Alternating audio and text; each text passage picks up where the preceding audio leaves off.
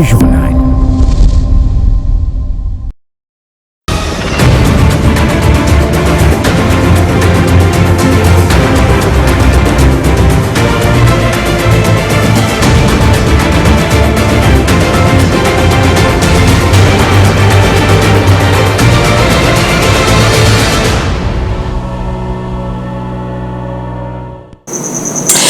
Il est 19h à Kinshasa, 1h de plus à l'Est de la République. Bienvenue à tous.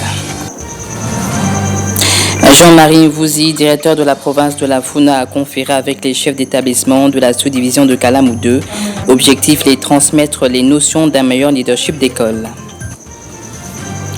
Dans l'actualité également, lancement ce mercredi 27 mars de la première édition Orange Business Summit au chapiteau de Pullman Hotel. Ce forum a réuni plus de 500 participants. Les détails dans un instant.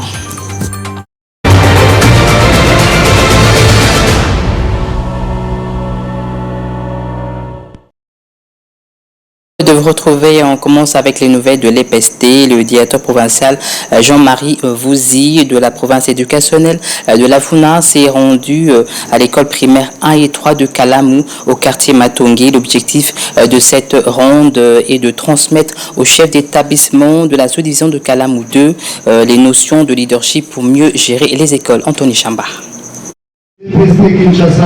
À la 9e étape de son itinérance dans sa province éducationnelle, le prophète de la Funa, Jean-Marie Mvouzi Mbemba, a transmis au chef d'établissement de la sous-division des Kalamou 2 quelques rudiments pour être un charismatique et un leader chef d'établissement. Un bon leader, c'est celui-là qui maintient les dialogues permanents et francs avec son entourage, commençant par son staff, les élèves et les parents, pour éviter tout ce qui se passe au sein de l'école. Connaissant aussi le mot d'ordre de cette année, que la qualité de l'enseignement, c'est respecter d'abord la redevabilité et la bonne gouvernance. Si chacun comprend ça, il met ça en place et travaille par rapport à ça, vous verrez que nous n'aurons pas assez de problèmes au sein de nos écoles. Jean-Marie Mvouzi Mbemba a aussi demandé au chef d'établissement d'afficher les frais de participation à la dissertation aux 4 jours d'examen d'État et au TENASOSPE pour éviter toute tentative de fraude. Il faudrait que dans les écoles, ces frais-là soient respectés. C'est 54 000 à la dissertation et 31 000 pour les 4 jours comme on a l'habitude d'appeler donc la session ordinaire. 26 000 pour les TENASOSPE, c'est ce que les écoles doivent demander. Le prophète de la Funa a averti les chefs d'établissement qu'il va accompagner ceux qui vont travailler dans l'observation des instructions de la hiérarchie et non ceux qui verseront dans les antivaleurs. Le sous-prophète de la sous-division de Kalamou 2, Trésor Kapende, a salué l'initiative du prophète de la Funa qui permet de découvrir les réalités sur terrain. On l'écoute. C'est la première expérience que les directeurs provinciaux puissent organiser une itinérance dans le but de pouvoir palper la réalité des sous-divisions et connaître les différents problèmes que nous rencontrons sur le terrain. C'est une adresse responsable, un message responsable. Nous sommes là pour recevoir les instructions émanant des autorités et les mettre en pratique. En tout cas, sans commentaire, le message était très bien reçu et nous allons les mettre en pratique. Et puis, comme tous les mercredis, le directeur provincial de la province éducationnelle de la Lukunga, Jean-Pierre Bokete, s'est rendu dans cette école de sa juridiction. Jean-Pierre Bokete a constaté que dans certaines écoles, le taux d'échec est très élevé. Astrid Boyer. Itinérance encore respectée ce mercredi. Le directeur provincial de la Lukunga, Jean-Pierre Yoy, était dans cette école de sa juridiction. Ce qui a le plus attiré l'attention du numéro 1 de la dite province, c'est le nombre d'échecs et d'abandon des élèves dans certaines écoles. Son plus grand souhait est de les réduire à 2%. Le taux d'abandon doit être de 5% et le taux d'échec doit être de 2%. Et nous sommes entretenus avec les chefs d'établissement et les chefs d'établissement nous ont énuméré certaines causes et nous avons profité de l'occasion par rapport à ces causes-là. Nous avons eu à échanger avec les élèves de certaines écoles et pour susciter donc aux élèves d'avoir l'intérêt des études. Partout où il passe, Jean-Pierre Yoy sensibilise les élèves, particulièrement ceux de la 8e et 4e des humanités, à prendre au sérieux leurs études, et les bénéficiaires de ce conseil l'ont reçu à bras ouverts. Cet entretien est enrichissant. Comme c'est ma première année 4e, il nous a appris beaucoup de choses. Il nous a incité à commencer à plus étudier pour réussir dans les examens pratiques qui se passeront bientôt. Les chaînes comme les histoires que nous enseignent à l'école, mais nous, on ne regarde pas. On fait que regarder n'importe quoi à la télé. Il a dit encore que sur le téléphone, on peut entrer sur Google pour rechercher ce qu'on a appris à l'école. Le directeur provincial de l'EPST Lukunga lutte de manière acharnée contre les antivaleurs. Et aussi, il a promis de s'impliquer pour que certaines de ces écoles soient dotées des infrastructures sanitaires qui obéissent aux normes.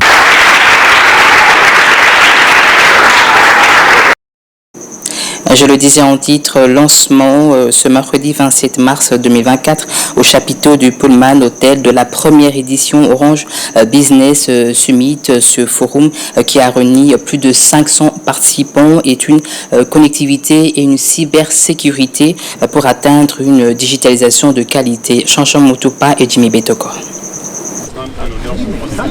C'est sous le thème « La digitalisation avancée ». Les connectivités enrichies et la cybercriminalité que s'est déroulée la première édition de Orange Business Summit dont le lancement a eu lieu ce jour. En présence de plus de 500 représentants d'entreprises clientes, partenaires et parties prenantes d'Orange, le directeur général de cette entreprise de télécommunications dit que cette activité entre dans le cadre de la vision du chef de l'État pour une meilleure connectivité et une cybersécurité. Cet événement, le tout premier du genre à RDC, traduit la mise en œuvre de notre vision qui est celle d'être un opérateur multiservice pour l'inclusion numérique et marque surtout notre engagement à contribuer à la réalisation de la vision du chef de l'État, son Excellence Félix-Antoine Tshisekedi Tshilombo, exprimée dans le plan national du numérique Horizon 2025. Qui est de faire du numérique congolais un levier d'intégration, de bonne gouvernance, de croissance économique et de progrès social. Le ministre de Pétentique, qui a lancé les travaux, a quant à lui rassuré sur la volonté du gouvernement à élargir la connectivité à travers le pays. En vue de joindre à la vision, à la concrétisation, nous avons élaboré un plan stratégique incluant plusieurs initiatives clés, notamment le déploiement accéléré des technologies à fibre optique et mobile, 4G et bientôt 5G, à travers le territoire national, y compris dans les zones les moins desservies et à faible rendement économique apparemment, afin de garantir un débit et une latence répondant aux exigences des applications et usages les plus rigoureux à la hauteur des standards internationaux. Cette première édition de Orange Business Summit s'est clôturée par la visite des différents stands érigés pour la circonstance afin d'expliquer aux invités les différents outils mis à leur disposition. Pour accompagner le partenaire, nous... Et juste après la clôture de cette activité, quelques participants ont placé un mot. Après des exposés sur ces thèmes inspirants, à savoir la digitalisation avancée, les connectivités enrichies et la cybercriminalité, le représentant de quelques parties prenantes d'Orange ont souligné l'importance de ces forums. Orange Business Summit est organisé par Orange RDC pour mettre en avant les solutions de nouvelles technologies, ce qu'on appelle la connectivité enrichie, qui sont les nouveaux enjeux de la connectivité pour les entreprises, basés autour de 3 concepts: la cybersécurité, le cloud et la connectivité enrichie, dans ce qu'on appelle le SD-WAN. Toutes les solutions qui vont permettre aux entreprises d'aujourd'hui de devenir de plus en plus performantes grâce au digital et au numérique. Et ça passe par des solutions spécialisées. Et ces solutions, Orange les propose en RDC comme dans tout le reste de l'Afrique. Bonjour à tous. Mon nom est Maktar Sarfo, le directeur général du groupement Orange Services. Donc, je participe à ce premier sommet du Orange Business Summit Donc comme vous le voyez, c'est un sommet hyper intéressant. Donc je pense pour une première, je peux déjà déclarer que ça a été une réussite. Et là, on a parlé de plein de sujets. Donc sujet connectivité, cybersécurité et cloud. Donc cloud qui est un peu mon domaine à moi. Participant aux travaux, le coordonnateur adjoint en charge des questions techniques et planification à l'Agence pour le développement du numérique, service attaché à la présidence de la République, a félicité Orange RDC pour l'initiative qui va de pair avec la volonté du chef de l'État sur le domaine. Donc, je tiens tout d'abord à féliciter Orange pour l'organisation de cet événement, Orange Business Summit, qui s'inscrit pleinement dans la vision du chef de l'État, qui compte sur le numérique comme levier de développement économique et social pour tous les Congolais.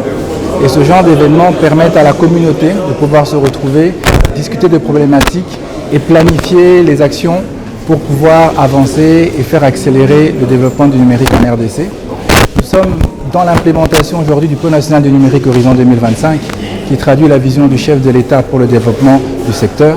Il faut noter que Orange consolide ses investissements en RDC et prend le pari de contribuer à l'accélération du développement numérique du pays et fort de son expertise dans le partage des ressources numériques à l'échelle de grandes étendues géographiques. Orange a lancé des services cloud pour accélérer la digitalisation. Dynamiser nos interactions afin de suivre à la fois. On en vient à cette journée culturelle à l'école chrétienne Génie Video School. En marge des vacances de Pâques, les élèves se sont retrouvés dans l'enceinte de cet établissement scolaire situé à Binza Upen Telecom. Dans la municipalité de Ngalima, les parents d'élèves ont également pris part à cette journée récréative. Regardez. Au menu de la journée, de récital poèmes, chants et danses, scénettes et jeux concours. Selon la coutume s'incline est prête. Autre temps fort qui a marqué cette journée culturelle à l'école chrétienne Génie Video School, la remise des diplômes de mérite à quelques invités. Une manière pour le promoteur Christian Voca de remercier tous ses partenaires financiers qui ont contribué à la création de cette école. Je suis en train de bénir le nom de l'Éternel. C'est lui qui est le sponsor, c'est lui qui est le partenaire par excellence de cette œuvre. Jadis, cette œuvre était comme un sommeil. On ne pensait pas que ça allait avoir cette grande pertinence. Il y avait l'ambition, il y avait l'envie, il y avait le désir de faire mieux, il n'y avait pas de moyens. L'école chrétienne Génie Video School est une école privée bilingue située à Binza Upen Telecom au quartier Ngomba Kikusa sur avenue Ouangou dans la commune de Ngalema. Cette école bilingue dispose de 2 sections à savoir maternelle et primaire, y compris les classes de 7e et 8e année. En marge de la campagne de vaccination contre la poliomyélite qui va se dérouler du jeudi 28 mars 2024 au 30 mars 2024 sur toute l'étendue du territoire national, la délégation de l'UNICEF a effectué une visite dans les différents centres de santé de Kindu dans le cadre des préparatifs. Pour les petits temps qui restent avant le lancement de la campagne contre la polio, la délégation de l'UNICEF conduite par Steven Lowerie, directeur de l'éradication polio UNICEF, a effectué la visite d'inspection à quelques centres de santé de la ville de Kindu. Question de s'enquérir de la situation vu qu'il y a 2 ans, la province du Maniema était classée comme la zone rouge avec 67 cas de polio en 2022. Et après plusieurs efforts consentis autour de la lutte contre les virus, la province n'a enregistré qu'un seul cas en octobre 2023.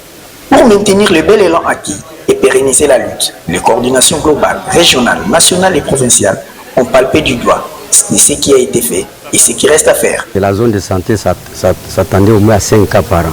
Mais nous avons dépassé ces nombres-là et on a compris évidemment les conséquences négatives de la grève.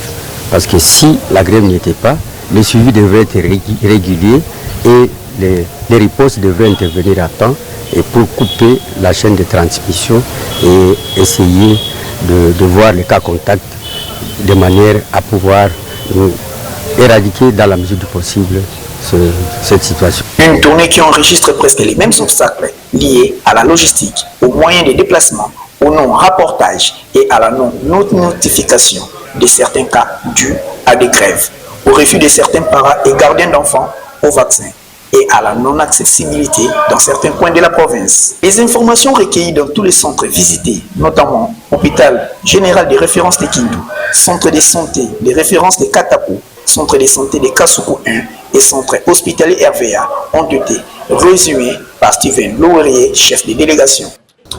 On est ici à Kindu pour voir un peu la préparation de la grande campagne contre la poliomyélite, le 28 pendant 3 jours, et voir un peu comment la province est préparée à cette campagne. Et on a visité les 2 centres pour parler un peu avec les médecins-chefs, avec l'infirmière-chef, pour voir qu'est-ce qu'ils sont en train de faire et est-ce qu'il y a des écarts quelque part dans ces préparations. Laissez vacciner vos enfants, laissez vacciner vos enfants, laissez vacciner vos enfants, s'il vous plaît. Merci. On n'a pas de médicaments contre la poliomyélite, on a seulement la prévention et c'est le vaccin. Signalons que le travail sera fait en tenant compte des nouvelles données de la cartographie géospatiale qui s'élève à 418 localités au lieu de 319 données dernièrement. Restant dans le même sujet, les habitants de Kindu s'engagent à sensibiliser la population de cette partie du pays afin d'accepter le vaccin contre la poliomyélite pour les enfants de moins de 5 ans suivants. Pour donner un coup de pouce efficace au service de santé de sa province, Assola Rajabou, victime de polio, s'implique dans la sensibilisation pour la campagne de vaccination contre la polio du jeudi 28 au samedi 30 mars 2024. Licencié en droit privé judiciaire et âgé de 26 ans, le président de la base de jeunes des missions à Kindu sert sa province comme sensibilisateur dans la lutte contre la polio. Victime depuis l'âge de 2 ans de la non-vaccination, Assola Rajabou est resté paralysé jusqu'à nos jours, situation qu'il ne souhaite jamais voir aux autres. Je suis sensibilisateur. Je suis obligé à sensibiliser les autres pour que la situation ne leur puisse pas tenir. On m'appelle parfois pour sensibiliser les gens contre la poliomyélite. Bon, la motivation, c'est juste avoir pitié de la population. Parce qu'il y a trop de souffrance. Quand vous vivez ainsi, il y a des difficultés qui peuvent vous arriver pour se déplacer, pour faire des travaux comme ça. Mais pour ce faire, je suis obligé seulement à sensibiliser les gens. Déterminé à accompagner le combat contre l'épidémie de poliomyélite jusqu'à son éradication, Sifa Mouanini, la mère de Rajabou, fait appel à toutes les mamans de faire vacciner leurs enfants contre la polio. Des mères comme moi, n'hésitez pas d'envoyer les enfants pour les vaccins. Ne suivez pas mon cas, qui avait négligé les vaccins avant. Je l'ai refusé à mes enfants. C'est à cause de ça que mon enfant se trouve dans cette situation malheureuse aujourd'hui. Je me culpabilise à cause de ma négligence. Vouloir la bonne santé des enfants de toute la communauté, Aimé Dihacha, habitante de Kindu, mais ignorante de l'existence de la poliomyélite, s'est dit quand même prête pour vacciner son enfant afin de la protéger. Je ne connais pas la polio, mais je suis prête à faire vacciner mon enfant pour l'éloigner de la maladie. Pour réussir l'éradication de ces virus, il faut la sensibilisation, la vaccination et la surveillance. Enfin, la voie est balisée pour les travaux de construction du nouvel aéroport de Njili-Kinshasa après avoir présenté son plan directeur de ces travaux aux différents services publics de sécurité. La société turque Milvest a reçu le go pour passer à l'action. Ces travaux seront exécutés dans le cadre d'un partenariat public-privé suivant le mode BOOT. La société Milvest prévoit en effet d'investir 1,2 milliard de dollars américains pour couvrir les coûts des 10 travaux. En contrepartie, Milvest bénéficiera d'un contrat de concession de services publics de 29 ans. Restez avec nous pour la revue de presse.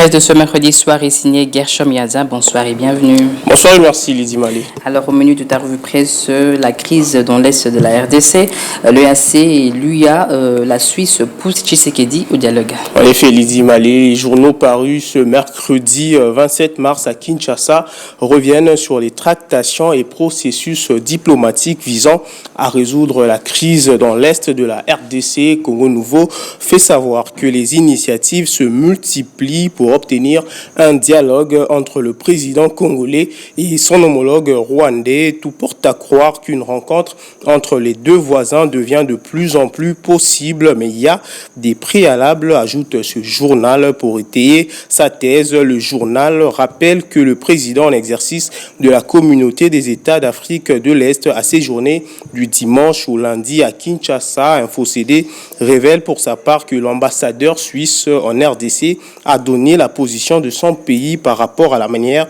de mettre fin à la guerre dans l'est de la RDC. Rencontre Tshisekedi et Kagame. Econews n'y croit pas. Ce tabloïd écrit, je cite, « Décidément, le président rwandais ne s'attendait pas à avoir en face de lui un président congolais intransigeant et droit dans ses bottes face à Félix Tshisekedi, totalement engagé dans la défense de la RDC. Kagame a fini par perdre son sang-froid. » Fin de citation.